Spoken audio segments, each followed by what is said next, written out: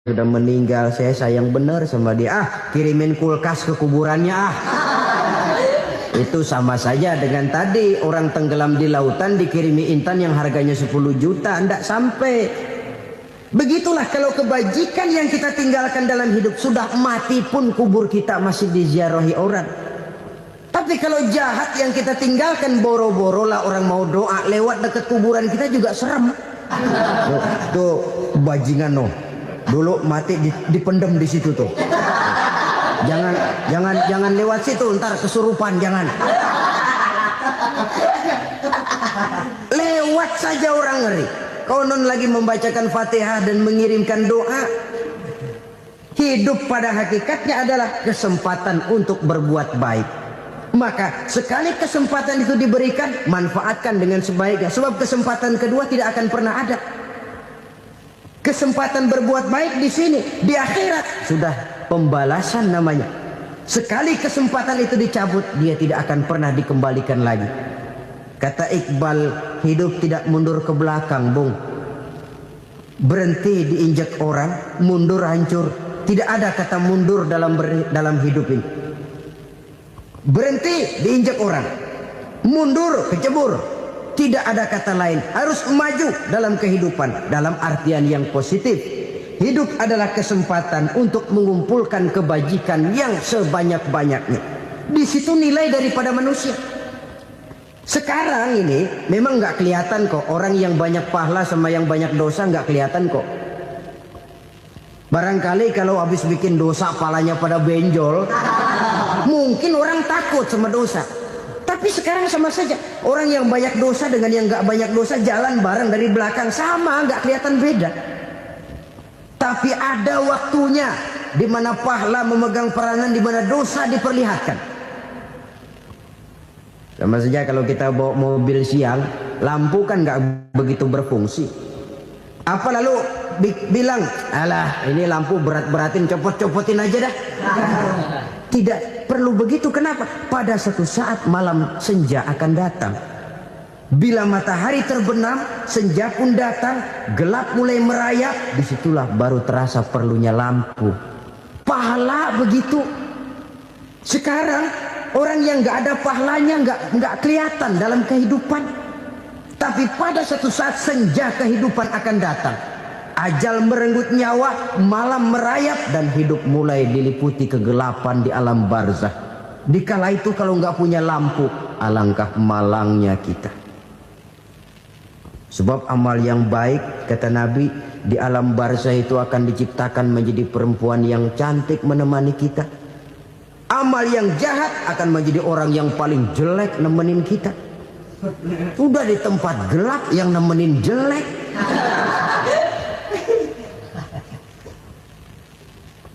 Kaum muslimin rahimakumullah.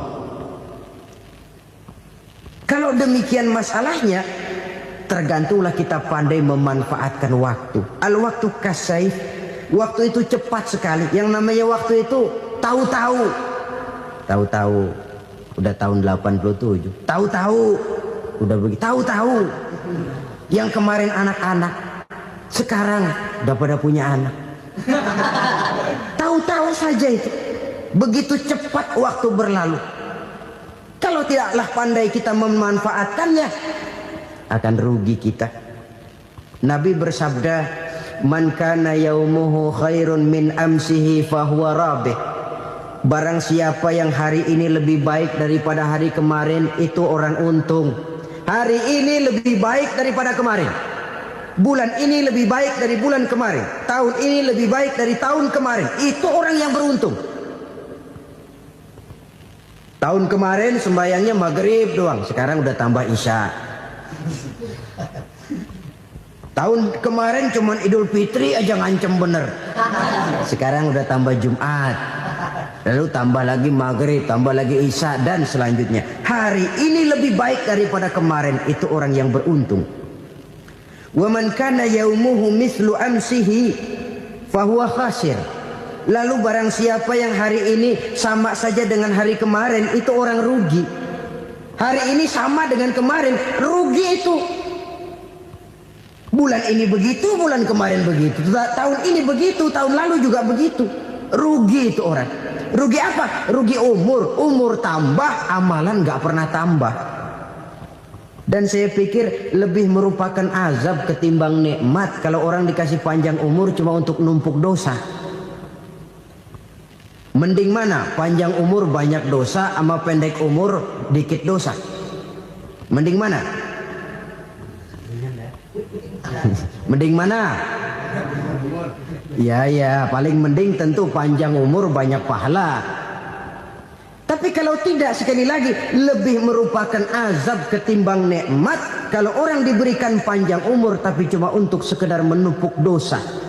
Kehilangan kesadaran bahwa dunia bukan terminal akhir dari satu perjalanan. Dia cuma halte di mana kita berhenti sebentar untuk menuju kepada terminal yang hakiki. Saudara-saudara kaum muslimin rahimakumullah, inilah lampu yang akan menerangi kehidupan, amal yang kita lakukan di dalam kehidupan. Jadi yang dimaksud dengan lampu yang terang, kebajikan yang kita kerjakan dalam hidup. Nah, setiap orang di awal tadi saya bilang ingin bahagia. Bahagia itu kan hakikatnya kumpulan senang dan selamat. Senang, selamat.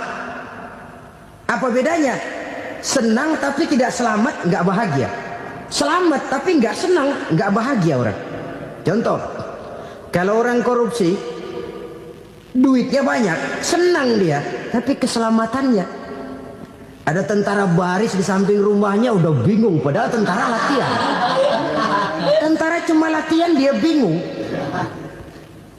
Senang, tapi karena keselamatannya tidak terjamin, dia tidak bahagia.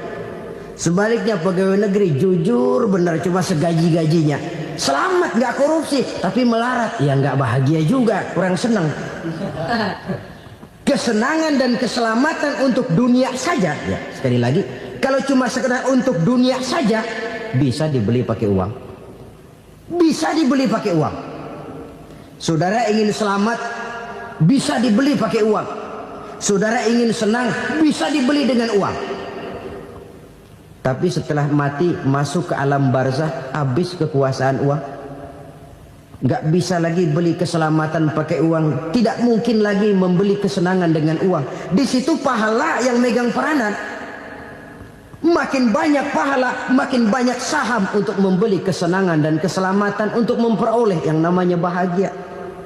Dan jangan lupa loh, di alam barzah kita nggak sebentar, menunggu datangnya kiamat. Loh iya, kalau kita begitu dikuburin terus kiamat datang, untung.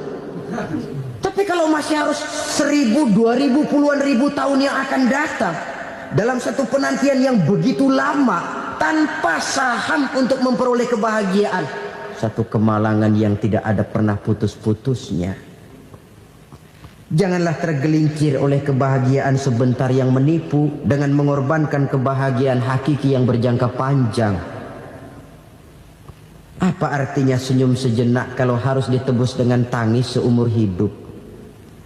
Biarlah kita minum jamu, pahit memang, getir memang, tapi kan besok badan sehat. Daripada sekarang minum sirup, manis memang, enak memang, tapi bibir pada jontor besok. Sirawan, batuk, nggak karu-karuan. Banyak orang tertipu oleh kesenangan yang sebentar. Padahal laisa kullu ma yalma'u zahaban. Belum tentu semua yang berkilat itu emas. Belum tentu semua yang gemerlap itu intan. Karena itu marilah manfaatkan kesempatan yang diberikan Allah ini untuk mengumpulkan kebajikan yang sebanyak-banyaknya. Yang terakhir sekarang, yang keempat, tanda orang bahagia kata Nabi. Zaujatun salihah. Orang bahagia itu tanda yang keempat kata Nabi, punya istri biar cakep asal taat. Sudah surga itu sudah. Cakep taat. Istri kayak gitu kalau belum mati jangan dikuburin dulu. Sudah cakep taat lagi. Tapi kadang-kadang enggak, udah jelek ngadat melulu. Apa yang mau dipilih? Sebab itu Quran mengatakan istri pakaian untuk suami, suami pakaian untuk istri. Kenapa suami istri diibaratkan pakaian? Alangkah tingginya gaya bahasa Quran ini. Suami istri teman hidup, hidup perjalanan panjang. Sejak kita dalam rahim sudah ada hidup kan di sini. Sampai ke alam dunia, masuk ke alam barzah, kumpul di padang mahsyar, sampai menuju akhirat, itu perjalanan hidup. Carilah istri atau suami teman hidup yang membawa manfaat tidak hanya kehidupan di dunia ini, sampai di alam barzah, sampai di padang mahsyar. Suaminya mungkin meninggal lebih dulu atau istrinya mungkin meninggal lebih dulu. Tapi suami atau istri yang masih hidup berbuat kebajikan. Suami saya meninggal, ada hartanya, saya sedekahkan, niat pahala untuk almarhum suami saya. Ini teman hidup. Tidak dibatasi dan tidak bisa dipisahkan oleh maut sekalipun. Zohirnya mungkin pisah, badannya mungkin pisah, tapi hatinya, jiwanya, kebersamaannya dalam menghadapi kehidupan. Karena itu saudara-saudara, bahasa Quran indah. Suami istri diibaratkan seperti pakaian. Apa fungsi pakaian? Pertama, pakaian jadi kebanggaan. Artinya suami harus menjadi kebanggaan istri, istri harus jadi kebanggaan suami. Yang kedua, pakaian itu kan fungsinya menutup aurat. Artinya sesama suami istri harus saling menjaga kekurangan masing-masing. Jangan malah sesama suami istri saling membongkar rahasia dan aibnya sendiri-sendiri. Istrinya diceritain jeleknya di mana-mana, atau suaminya dibongkar rahasianya di pasar umum. Itu sudah tidak lagi berfungsi sebagai pakaian. Kenapa semua ini diperlukan? Karena kita menyadari bangsa yang baik terdiri dari masyarakat yang baik. Masyarakat yang baik merupakan susunan dari warga yang baik. Warga yang baik adalah terdiri dari rumah tangga yang baik. Dan rumah tangga yang baik merupakan susunan dari pribadi yang baik. Dari situ langkah dimulai. Membangun satu bangsa yang baik diawali dengan membangun rumah tangga yang baik, dengan menciptakan pribadi-pribadi yang baik. Sehingga dari sini diharapkan berkembanglah nilai-nilai kebaikan. Orang akan bahagia mempunyai istri yang soleh. Kenapa? Tidak ada seorang suami bisa sukses jadi apapun dia, apapun profesinya. Dokter kah, kiai kah, mubalik kah, petani kah, pengusaha kah, pejabat tinggi kah. Tidak ada seorang suami yang bisa sukses tanpa peran serta istrinya. Walaupun memang peranan itu tidak begitu kelihatan, tapi sangat menentukan. Karena itu, saudara hadirin yang saya hormati, Islam sangat menghargai kaum wanita, memberikan kedudukan yang tinggi sepanjang tidak mematikan kodrat kewanitaannya. Nah, kalau sudah kesuksesan ini diawali dari rumah tangga, karier di masyarakat mudah untuk dikejar. Tapi keberantakan di rumah tangga merupakan kegagalan pertama di tempat lain.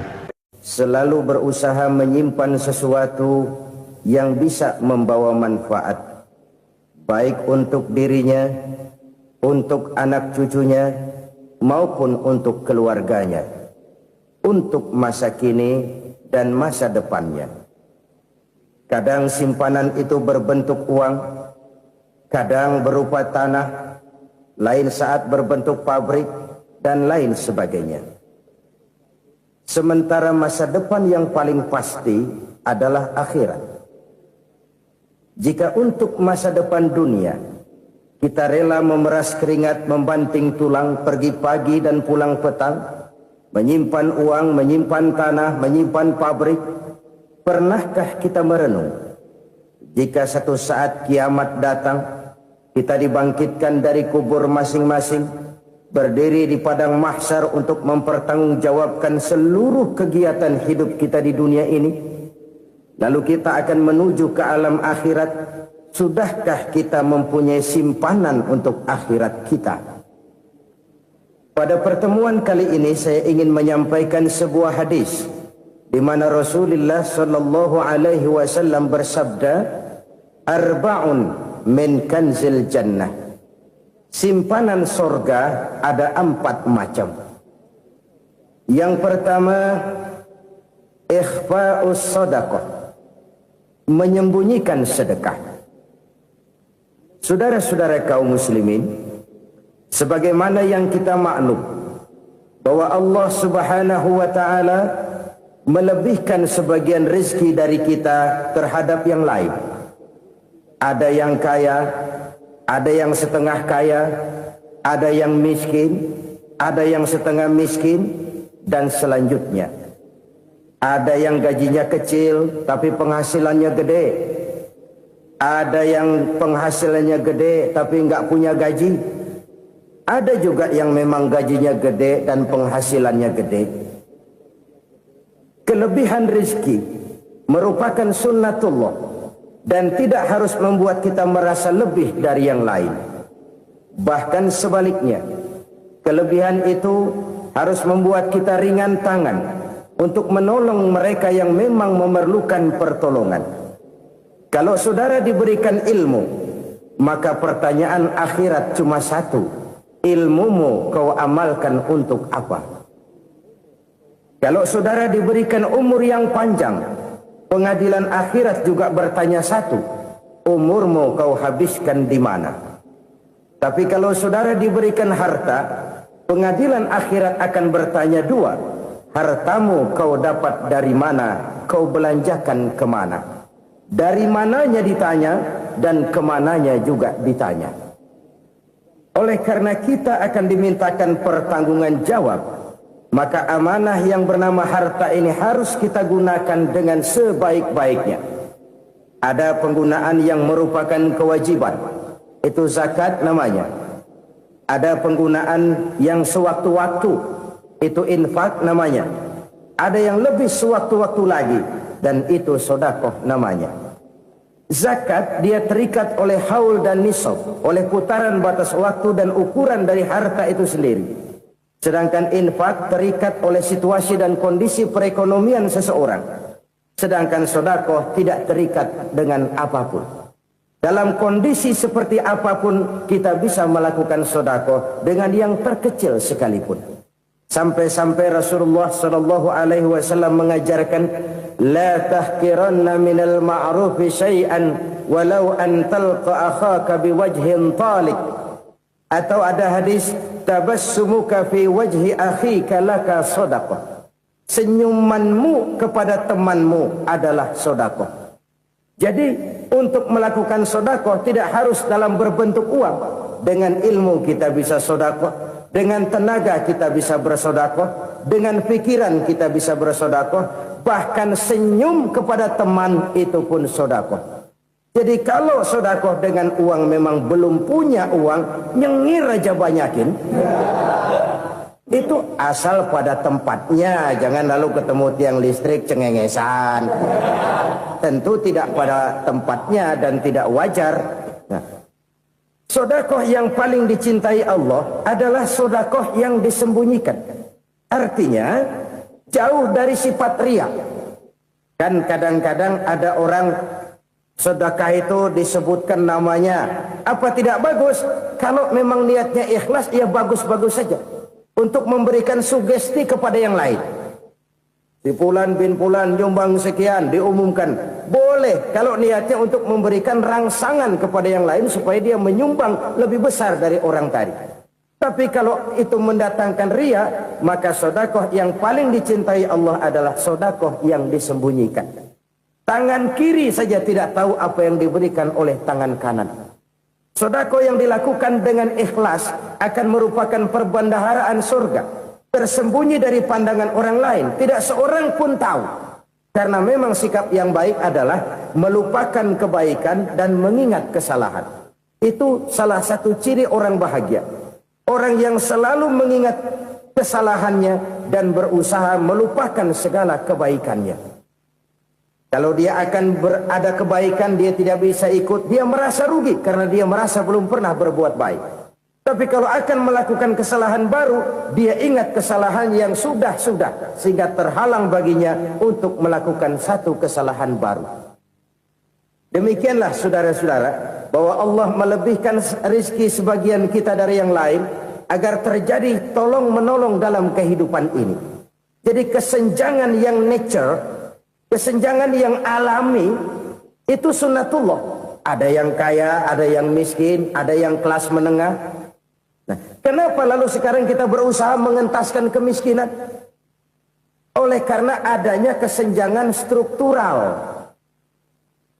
Kalau yang kaya bisa semakin kaya, kenapa yang miskin tidak bisa naik jadi ikut sedikit kaya? Sebab pada dasarnya Islam adalah agama yang sejak turunnya sudah berupaya memerangi kemiskinan. Bahkan dikatakan kemiskinan itu mendekatkan kepada kekufuran. Orang kalau miskin udah dekat banget sama kafir. Gampang menjadi kafir. Berapa banyak saudara-saudara kita yang oleh karena soal perut, oleh karena soal materi, terpaksa meninggalkan dan menanggalkan akidahnya. Menjual petunjuk yang diberikan Allah dengan kesenangan dunia yang cuma sebentar ini. Na'udzubillah, thumma na'udzubillah. Jadi makin kita sembunyikan satu sedekah, semakin banyak perbendaharaan kita di surga. Sedekah yang paling dicintai Allah adalah sedekah yang disembunyikan. Malahan ada seorang sufi, dia punya kebiasaan kalau pergi sholat Jumat dia bawa uang, itu uang dia taruh di bawah tikar masjid. Dia niat sedekah kepada siapa saja yang nemuin itu duit. Maksudnya apa? Supaya yang nemuin nggak tahu siapa yang punya duit. Demikian dia saking ingin menyembunyikan sedekahnya. Karena sifat ria itu bisa memakan amal kita sendiri. Ria itu termasuk menyebut-nyebut kebaikan kita. Orang yang suka nepuk dada, sedikit-sedikit ngitungnya kalau nggak gua. Tuh kalau nggak gua tuh. Tuh yang belas itu, kalau nggak gua. Iya, kalau nggak lu kenapa emang? Orang yang suka menepuk jasa. Tuh, biasanya memang begitu, saudara-saudara. Kalau perang lagi berkecamuk, orang nggak sempat ngaku jadi pahlawan. Tapi begitu perang selesai, yang kagak kenal bedil ngaku pahlawan. Mas. Itu sesuatu yang biasa. Oleh karenanya, orang-orang yang ikhlas dalam bersodako, disembunyikannya sodako itu, Allah cinta betul. Malahan ada hadis memberikan jaminan, inna sodakotal mar'il muslimi tazidu fil umri wa tadfa'u mitata su'i. Sesungguhnya sedekahnya seorang mukmin tazidu fil umri, bisa menambah umur panjang. Wa tadfa'u mitata su'i, dan menyelamatkan manusia dari mati secara su'ul khatimah. Jadi siapa yang kepengen panjang umur, banyaklah sedekah. Yang bosan hidup, pelit terus. Sedekah menambah panjang umur dan menyelamatkan manusia dari mati secara su'ul khatimah. Pak, katanya umur itu nggak bisa ditambah, nggak bisa dikurangin. Kapan? Kalau ajal sudah datang. Fa idza jaa ajaluhum la yastakhiruna sa'atan wa la yastaqdimun. Kalau ajal datang tidak bisa dimajukan, tidak bisa dimundurkan. Itu kalau ajal sudah datang. Tidak bisa lagi umur ditambah dikurangi, sudah datang. Tapi kalau belum datang, itu kan haknya Allah. Mau ditambah, mau dikurangi, hak prerogatif Allah. Sebagai pencipta manusia, Allah maha kuasa dan maha mampu. Sedekah ini menambah panjang umur dan menyelamatkan manusia dari mati secara su'ul khatimah. Itu orang mati kan sama ya, kondisinya mati, nggak nafas. Tapi hakikat mati kan lain-lain. Ada yang mati itu husnul khatimah, baik akhirnya. Misalnya lagi ngaji mati, lagi sholat mati, lagi sedekah mati. Ini yang dinamakan dengan husnul khatimah, baik di akhirnya.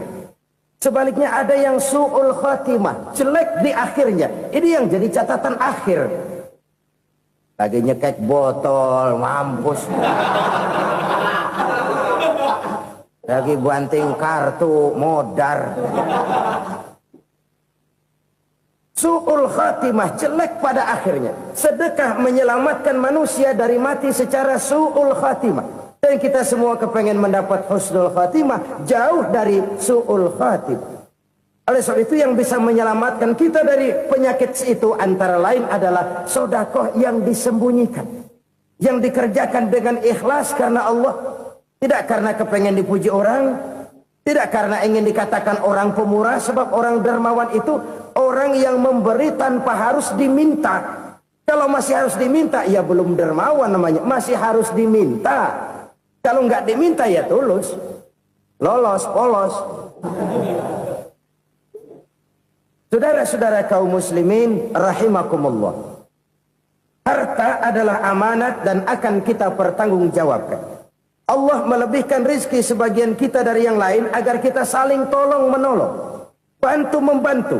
Nabi janjikan siapa yang meringankan beban saudaranya muslim di dunia, Allah akan meringankan bebannya di akhirat nanti. Sebuah jaminan dari baginda Nabi.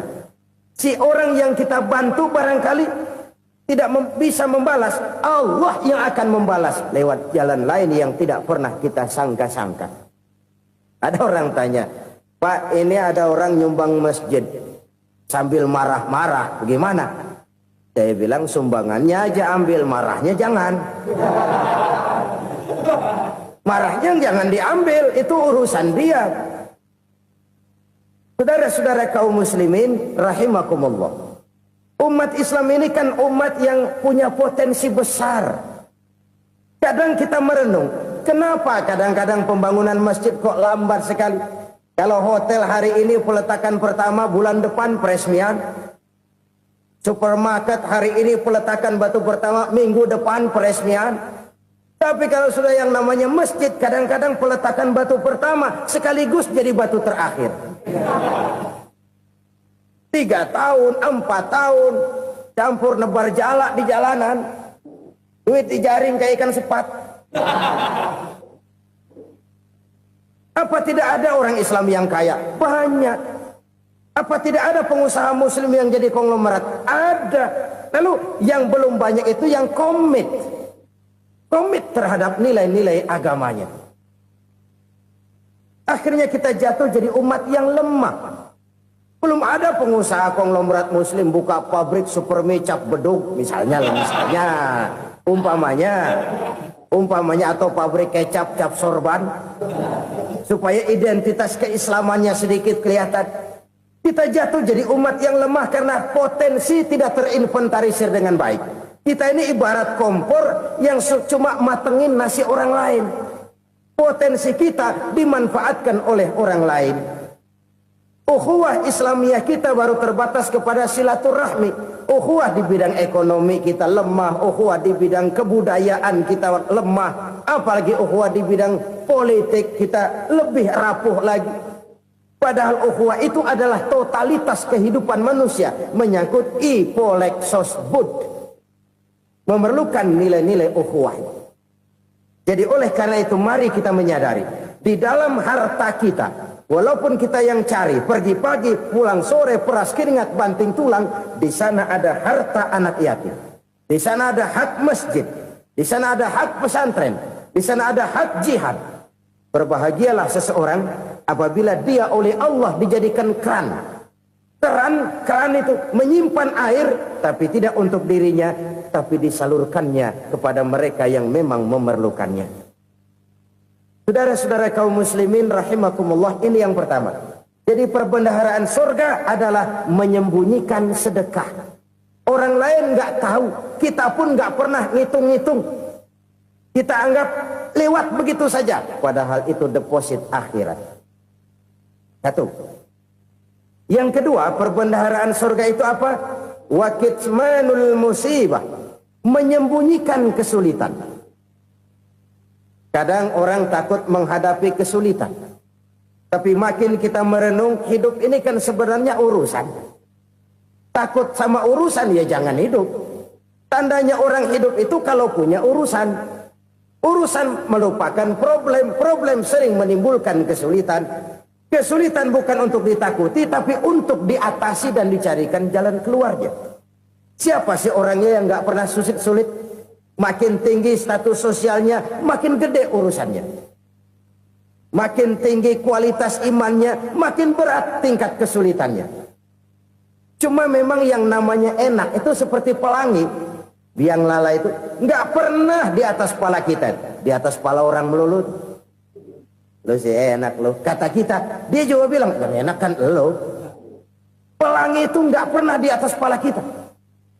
Kata tukang beca, aduh enak ya naik Mercy. Kata tukang beca, apa yang di dalam mobil Mercy? Aduh enak bener tukang beca, di jok ngeringkuk ngorok pules bener.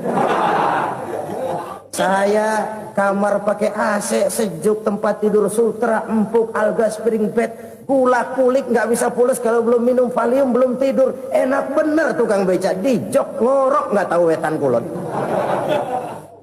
Si tukang beca bilang yang di Mercy enak, yang di Mercy bilang tukang beca enak. Inilah enak, nggak pernah di atas kepala kita, di atas kepala orang lain melulu enak itu. Nah, saudara-saudara, yang merupakan perbendaharaan surga itu orang yang bisa menyembunyikan kesulitan, baik pribadi ataupun rumah tangga. Nih terutama rumah tangga yang jadi soalnya. Kadang-kadang kita ini kalau senang, sebaliknya kalau senang kita diam, kalem aja, cuek. Banyak banget duit kita bawaan, diam aja udah. Malah ketemu orang takut. Tapi begitu susah, sekampung tahu.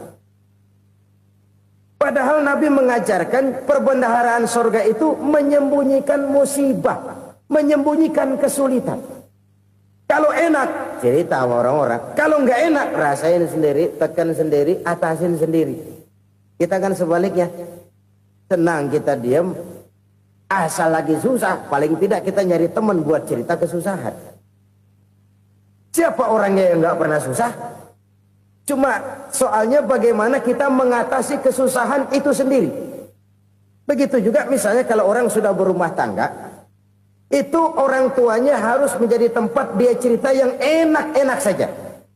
Yang nggak enak rasain berdua, selesaikan berdua, atasin berdua. Jangan dibalik. Asal senang diam, giliran susah saja. Maknya laporan. Terbalik. Bisa menjaga security informasi. Maka nama bayam keluar diam, malah seluitan. Enak amat lo makan daging ayam.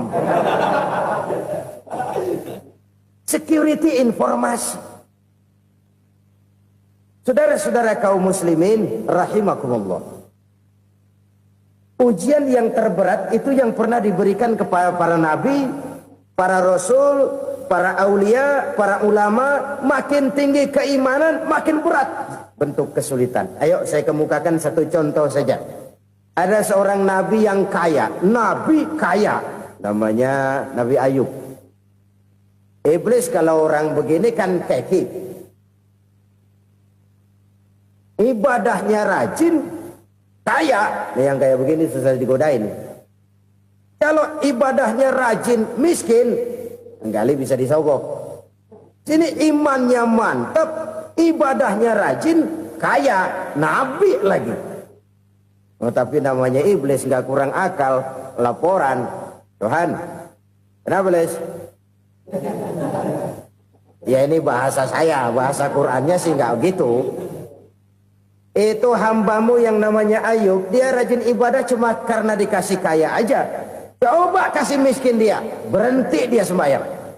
Ah, kamu bisa aja. Saya tahu Ayub itu hambaku yang ikhlas. Saya buktiin Tuhan, silahkan. Dibuktiin lah, iblis turun ke alamin. Yang mula-mula dia lakukan, dia rusak sawah ladang Nabi Ayub. Dia binasakan binatang ternak Nabi Ayub. Sehingga dalam waktu singkat, jatuhlah Nabi Ayub dari orang paling kaya jadi orang paling miskin. Beliau masih ibadah di mihrab dalam masjid. Datang iblis. Saudara Ayub, ya. Lagi ngapain? Ibadah. Nyembah Allah, nyembah Allah. Oh, percuma. Kenapa? Tuhan yang ente sembah nih, dia udah bikin miskin ente.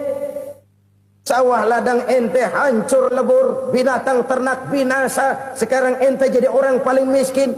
Ngapain nyembah Tuhan kayak begitu? Tekor. Udah berhenti dah ibadah, berhenti ibadah. Ini iblis sama Tuhan laporannya lain, yang dikerjakan kepada Nabi Ayub juga lain. Benar begitu iblis kata Nabi Ayub? Iya, sawah ladang saya habis, buras. Binatang ternak saya binasa, binasa. Saya miskin, bangpak. Apa jawab Nabi Ayub? Bukan innalillahi, ya ini hebat. Alhamdulillahillazi a'tani wa akhza minni. Segala puji bagi Allah yang telah memberikan harta kepada saya dan sekarang mengambilnya lagi. Alhamdulillah. Allah yang ngasih, Allah yang ambil.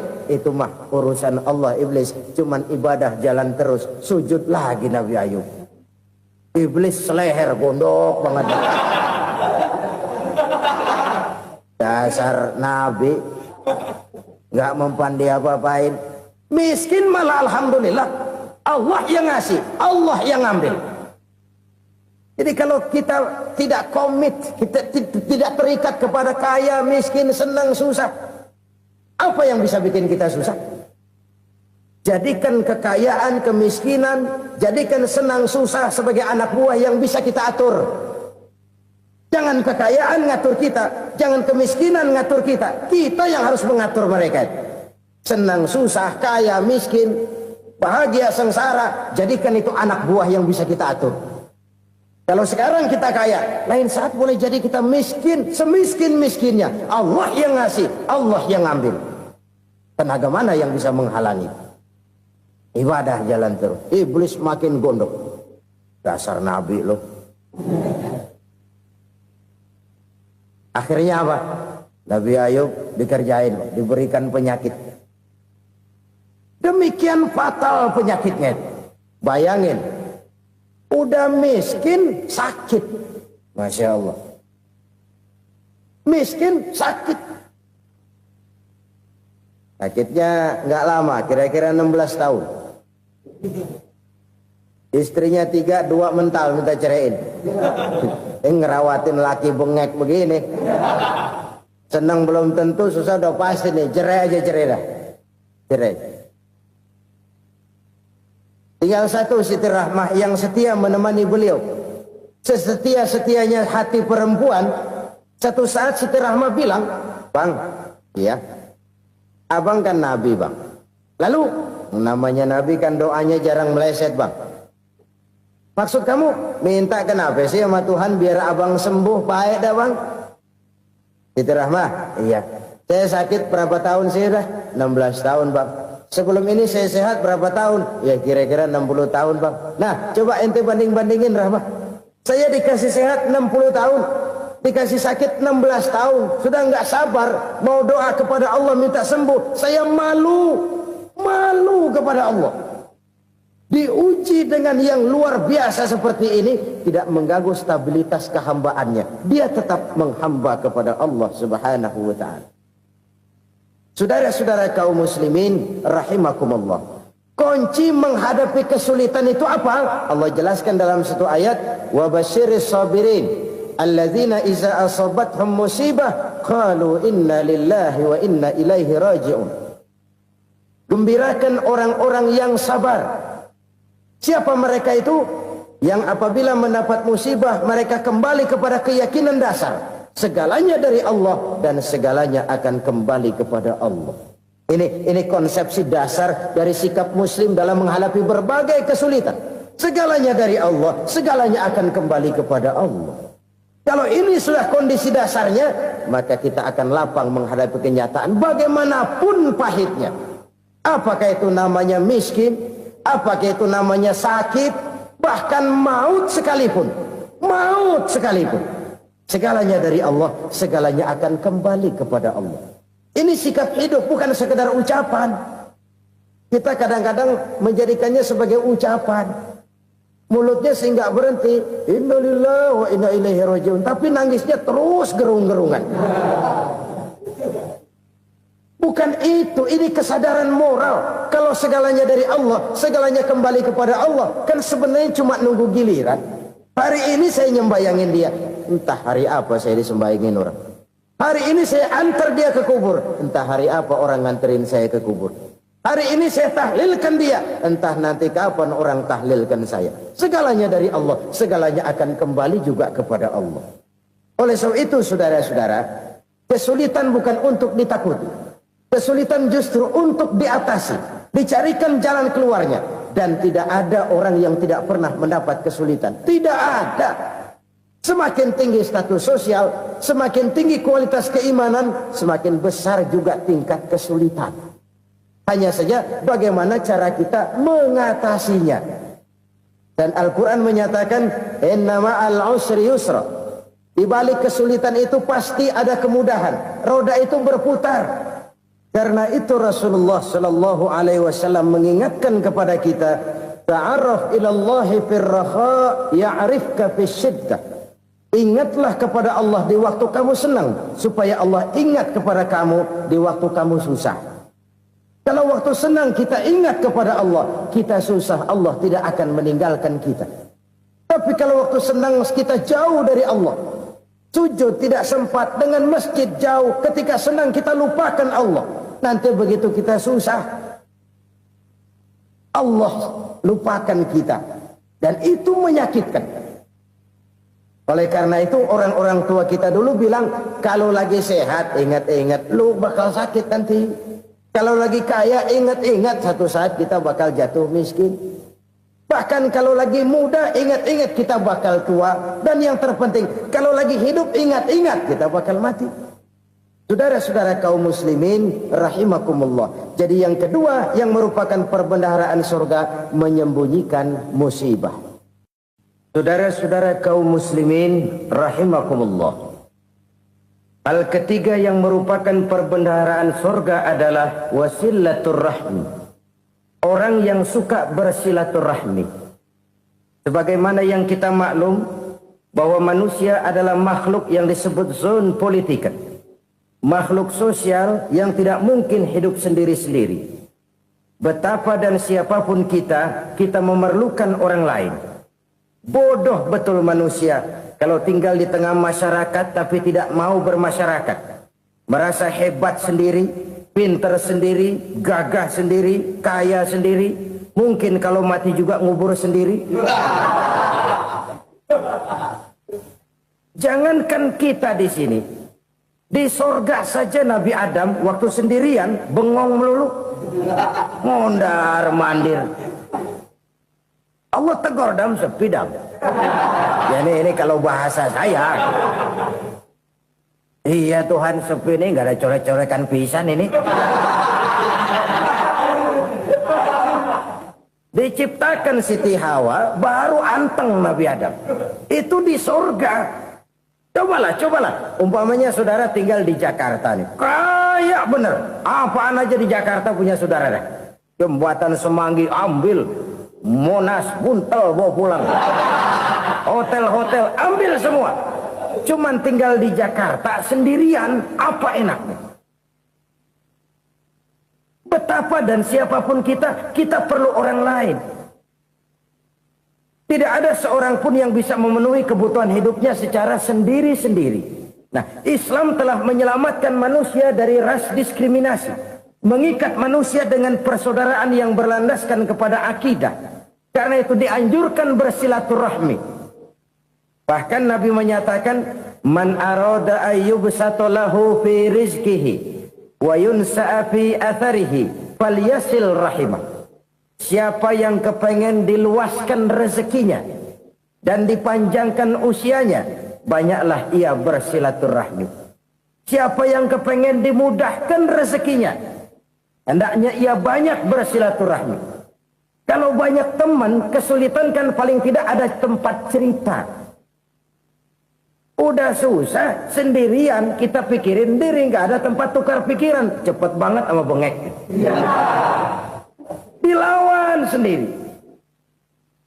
Nah, secara makro kita bisa berkata, tidak mungkin ada kemenangan kalau tidak ada kekuatan. Tidak ada kekuatan kalau tidak ada kesatuan dan persatuan. Tidak mungkin ada kesatuan dan persatuan tanpa semangat silaturahmi. Kalau umat Islam mau menang, dia harus kuat. Kalau umat Islam mau kuat, dia harus bersatu. Kalau umat Islam mau bersatu, dia harus membudayakan silaturahmi ini. Bahkan sampai-sampai kata Nabi, kalau bisa cari nilai tambah. Apa? Silman koto'ak. Bersilaturahmilah kau kepada orang yang marah denganmu. Masya Allah, indahnya ajaran agama kita. Orang yang marah pun kepada kita, kata Nabi, kalau bisa bersilaturahmilah kepadanya, kepada orang yang marah itu. Di situ nilai tambah. Cuman jujur nih hadis, ngucapinnya gampang, ngamalinnya yang berat banget. Orang marah sama kita, kita disuruh silaturahmi, ada apa malu? Lu marah, ada gua marahan lagi. Gue pikirin. Saudara-saudara kaum muslimin rahimakumullah. Tapi ini yang diajarkan, bahkan ini yang dicontohkan oleh baginda Rasul. Bagaimana begitu mudah, misalnya satu saat Abu Jahal ini ngatur strategi bagaimana bikin Muhammad celaka. Dia gali lubang di depan tempat tidurnya. Dia tutupin daun korma. Terus dia panggil seseorang, ke sini.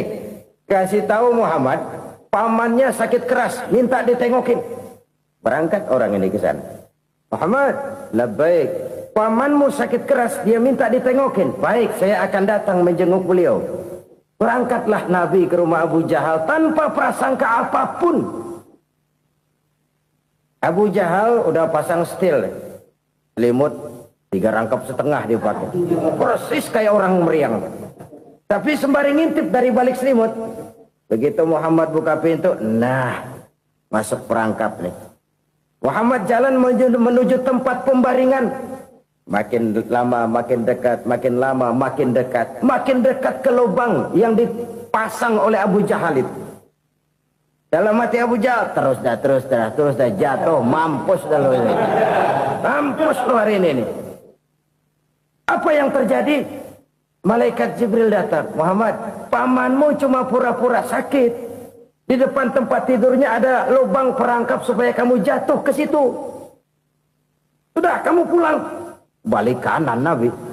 Sudah hampir jatuh ke lubang, balik kanan, pulang. Bayangin kecewanya Abu Jahal. Muhammad dikit lagi, Muhammad dikit lagi. Enggak, paman, saya pulang aja. Emosi bangun dari tempat tidur, enggak sadar kalau lagi pura-pura sakit. Lompat ngejar Nabi, dia lupa dengan lubang yang dia gali. Usrak, nyemplung sendiri ke dalam lubang.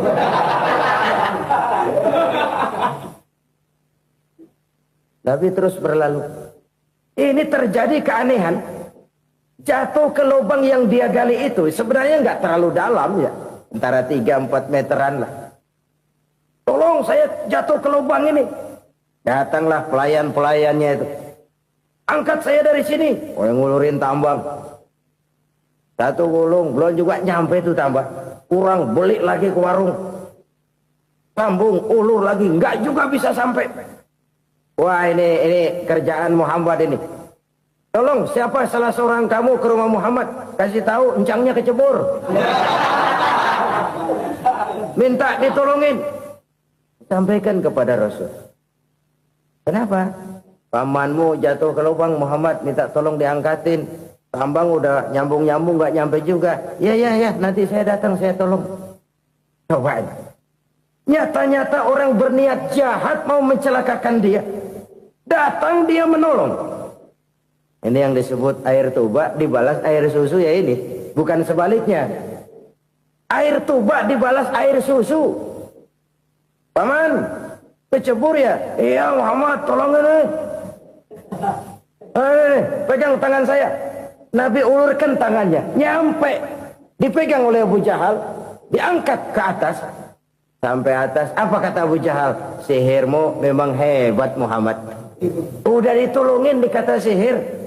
Yang enak kita kemplang kan itu orang begitu. Urusan apa? Tapi inilah akhlak. Kalau bisa kamu bersilaturahmilah dengan orang yang marah kepadamu sekalipun. Orang marah kita tetap baik.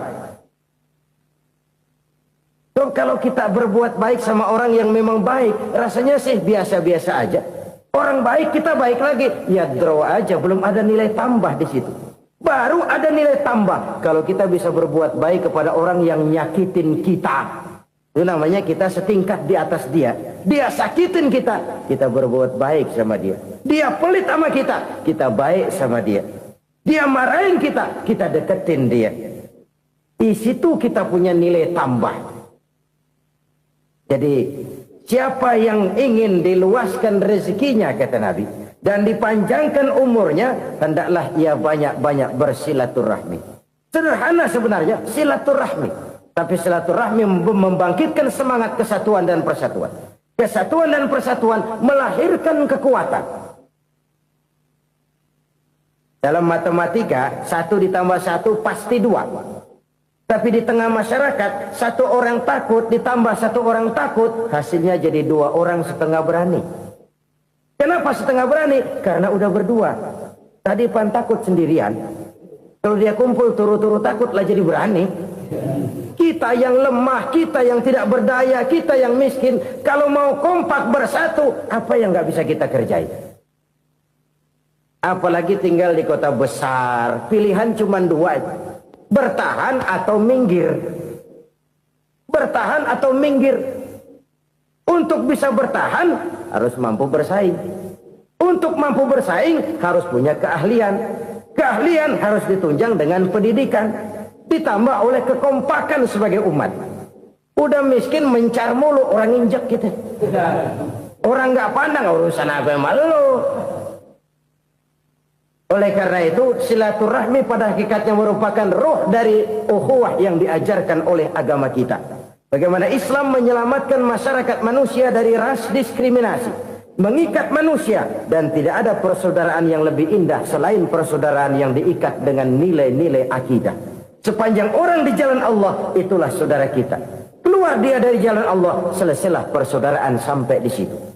Karena itu, kalau ingin menyimpan sesuatu di surga, banyaklah bersilaturahmi. Datang ke rumah ini, datang ke rumah itu, dan lain sebagainya. Itu simpanan kita di akhirat nanti. Ini yang ketiga.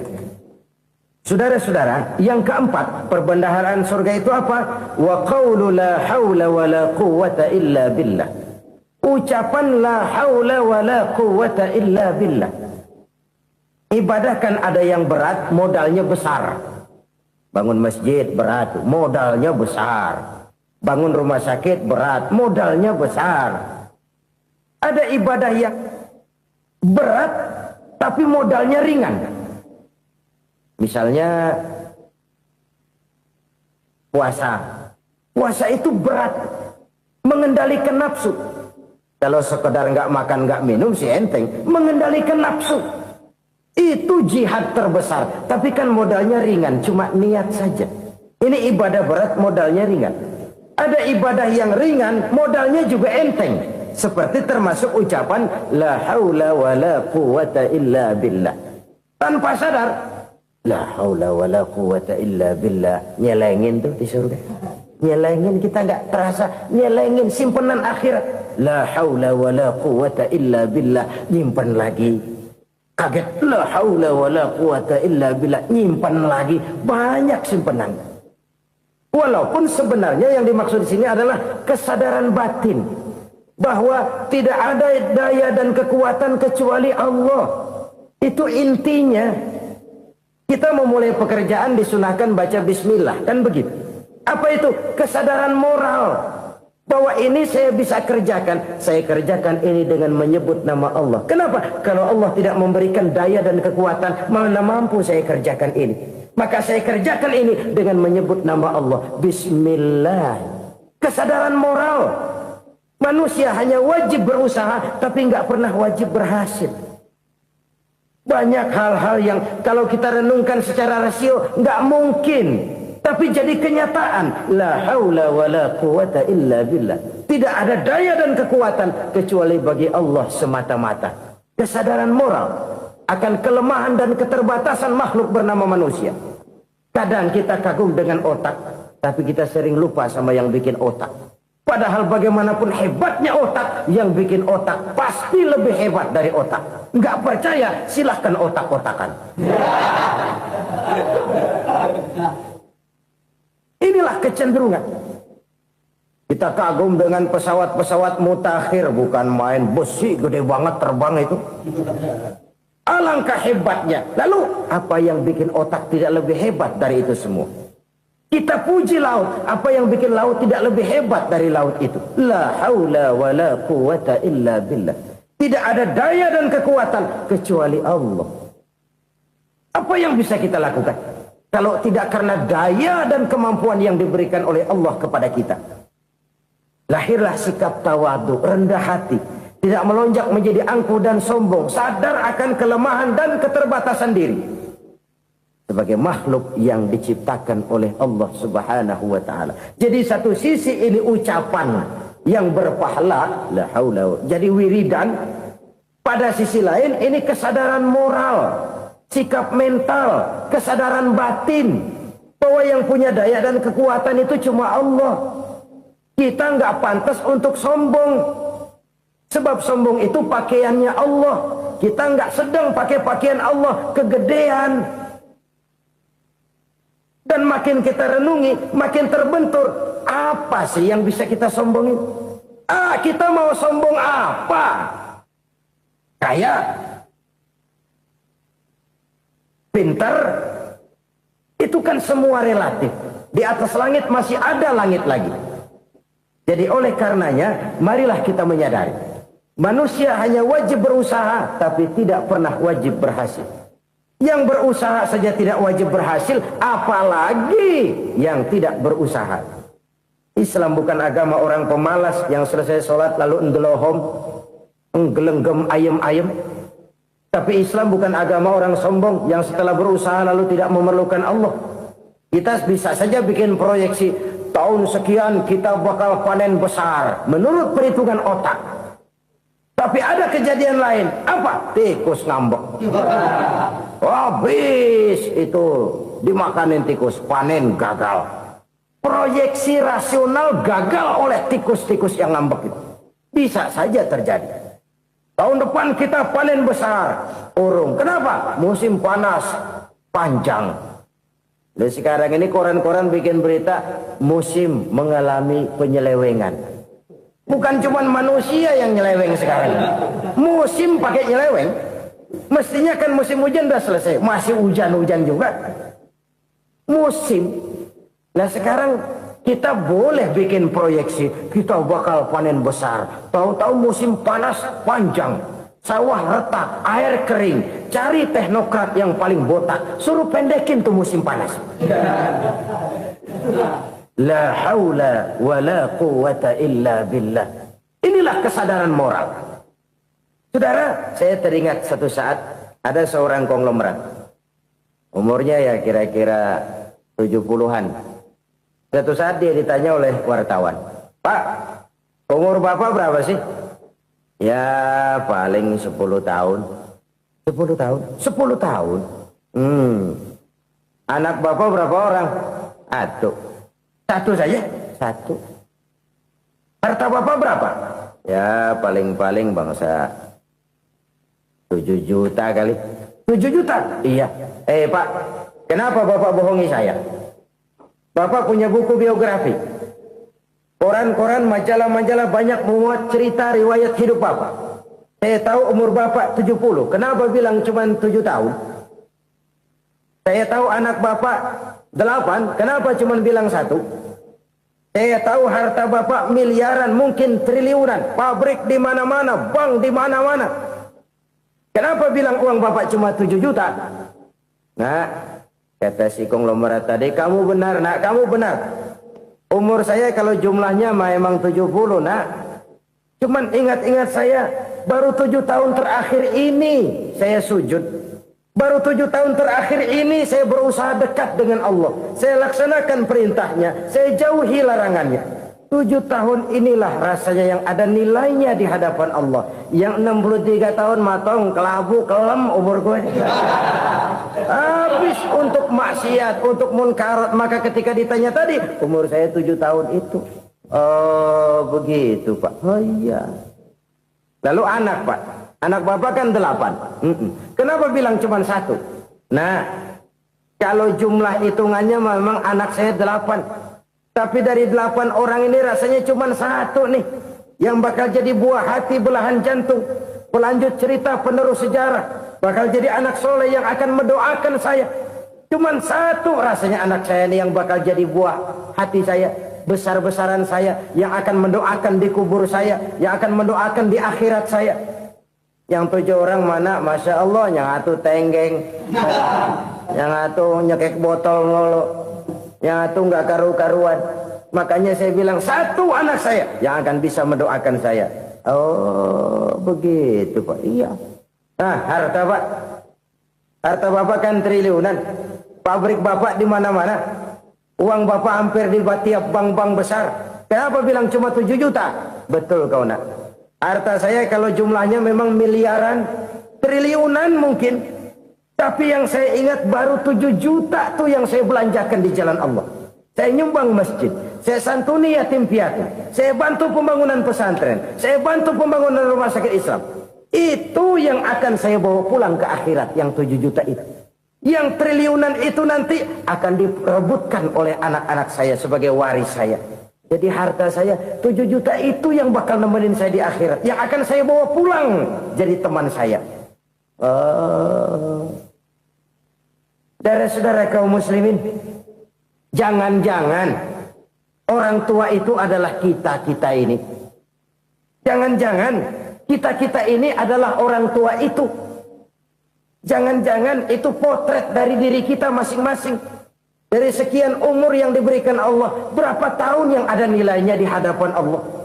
Dari sekian anak-anak yang merupakan amanah, berapa yang akan mendoakan kita sebagai orang tuanya menjadi anak soleh. Dari sekian banyak harta yang diberikan Allah, berapa yang akan kita bawa pulang menghadapnya nanti, yang kita belanjakan di jalan Allah. Ini sebuah potret kehidupan.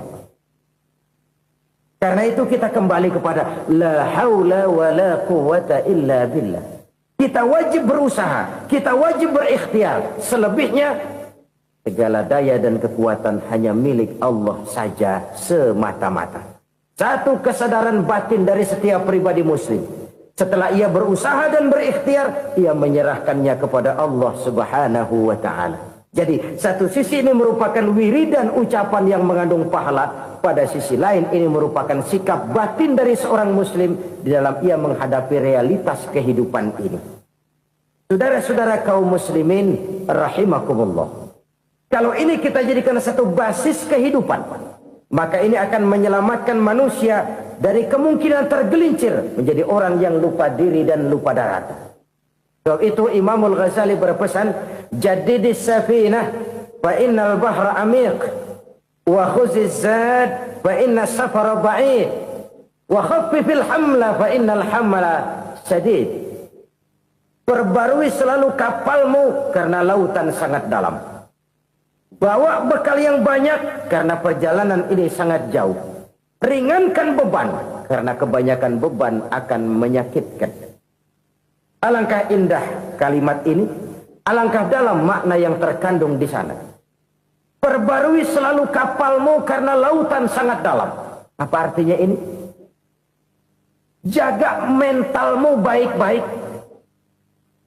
Pelihara imanmu baik-baik. Karena hidup penuh cobaan. Seperti lautan.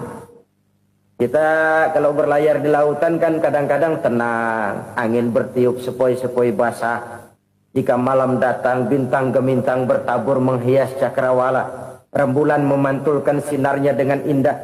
Dalam keadaan begitu berlayar enak. Tapi lain saat ombak menggunung, halilintar menyambar, angin topan bertiup. Berapa banyak sudah saudara-saudara kita yang tenggelam di lautan dunia tanpa sadar bahwa dia belum sampai kepada pantai yang akan dituju.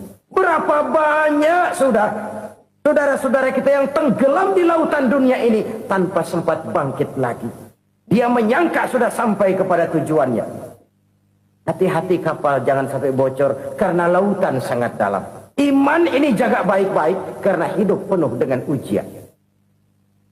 Wa khuziz zad fa inna safara ba'id. Bawa bekal yang banyak karena perjalanan sangat jauh. Saudara mau ke Bandung, bawa duit. Saudara mau ke Surabaya, banyakkan lagi duitnya. Saudara mau ke Mekah, gepokan, iketan tuh duit nggak lembaran lagi. Makin jauh perjalanan, makin banyak bekal yang harus kita bawa. Kalau saudara dari Jakarta mau ke Surabaya, kagak bawa duit berangkat juga, itu sih bukan berani namanya, nekat. Sampai Surabaya belum tentu, sengsara di jalan udah pasti. Kenapa? Nggak bawa bekal berangkat. Sama juga kita nih, misalnya belum sempat sembahyang, mati. Waduh, berani banget orang. Belum punya bekal, mati. Sengsara di jalan. Atau bekal tidak cukup. Dari Jakarta saudara mau ke Surabaya, bawa duit 500 perak. Paling jauh Cikampek nyampenya itu. Paling jauh itu. Antara jauhnya perjalanan dengan bekal yang saudara bawa tidak seimbang. Hidup ini perjalanan panjang. A walking tour. Dimulai dari alam arwah. Sebelum jasad diciptakan, roh diciptakan lebih dulu. Dari situ pindah ke alam rahim. Dari alam rahim pindah ke alam dunia. Dari alam dunia pindah ke alam barzah. Baru menuju akhirat. Satu perjalanan panjang. Kalau bekal tidak bawa, sengsara di jalan. Bawa bekal yang banyak karena perjalanan ini sangat jauh. Wa khaffifil hamla, ringankan beban karena beban itu cuma akan menyulitkan. Kalau bekal itu sih keperluan, tapi beban nggak kita perluin, cuma ngeberat-beratin. Apa ini beban? Dosa, kecurangan, kebatilan, kezoliman, ketidakadilan, kesewenang-wenangan. Itu akan jadi beban kita di akhirat. Alangkah celakanya, perjalanan panjang, bekal tidak bawa, beban kelewat banyak, alamat sengsara di jalan. Pahala tidak ada, dosa berlipat ganda. Na'udzubillah, summa na'udzubillah. Kalau kita rangkum nasihat Al-Ghazali dengan kisah si konglomerat tadi, kita akan mengambil kesimpulan. Pertama, bekal terbaik dalam menghadapi gejolak kehidupan ini tidak lain adalah iman. Yang kedua, pahala dan dosa. Dua hal kontroversial. Pahala adalah bekal, dosa adalah beban. Tapi kita sekarang kan tidak begitu terangsang kepada yang abstrak. Orang berlomba mencari yang konkret-konkret saja. Yang real. Kalau memang dosa, benjol dong. Kira-kira begitu. Kira-kira begitu. Persis orang Yahudi dulu. Orang Yahudi itu kan pernah minta kepada Nabi Musa. Ya Musa, lan nu'mina laka hatta narallaha jahrah. Musa, kami nggak bakal mau beriman kepada Allah kalau belum kami lihat Allah ada nongkrong di depan kami. Kalau memang Tuhan ada, taruh dong di depan kami. Mau yang konkret-konkret saja. Kalau memang dosa, benjol dong. Kalau memang pahala, berasa dong. Orang terangsang kepada yang real, yang konkret-konkret saja. Karena itu, untuk mengejar dosa, orang mau bayar. Tapi untuk mengejar pahala, walaupun tidak bayar, orang segan. Ini yang dikatakan oleh Nabi, kamu mengharapkan ke surga, tapi kamu berat melaksanakan sesuatu yang bisa membawa kamu ke surga. Kamu ingin jauh dari neraka, tapi tiap saat kamu lakukan perbuatan-perbuatan yang justru menjerumuskan kamu ke neraka. Idda'aitum an-najata minan nar wa ramaitum fiha anfusakum. Kamu ingin selamat dari neraka, tapi kamu lemparkan diri kamu ke neraka. Kamu ingin masuk surga, tapi berat sekali kamu melakukan perbuatan-perbuatan yang bisa menyampaikan kamu di surga. Saudara-saudara kaum muslimin rahimakumullah. Jadi hal keempat yang merupakan perbendaharaan surga adalah la haula wa la quwwata illa billah. Satu sisi ini merupakan ucapan yang memperberat timbangan akhirat. Pada sisi lain ini merupakan sikap hidup seorang muslim. Kesadaran batin yang sangat dalam bahwa tidak ada daya dan kekuatan kecuali Allah. Dan itu kita simbolkan pada saat memulai pekerjaan dengan Bismillah. Dengan menyebut nama Allah. Satu kesadaran moral. Saya hanya bisa melakukan ini karena diberikan daya dan kekuatan oleh Allah. Lahirlah sikap tawadu, rendah hati, tidak melonjak menjadi angkuh dan sombong. Saudara-saudara, sampai sini dulu jumpa kita kali ini.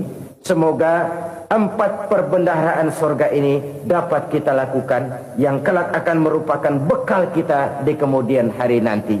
Amin ya rabbal alamin. Terima kasih atas segala perhatian, mohon maaf atas segala kekurangan. Usikum wa iyaya bitaqwallah.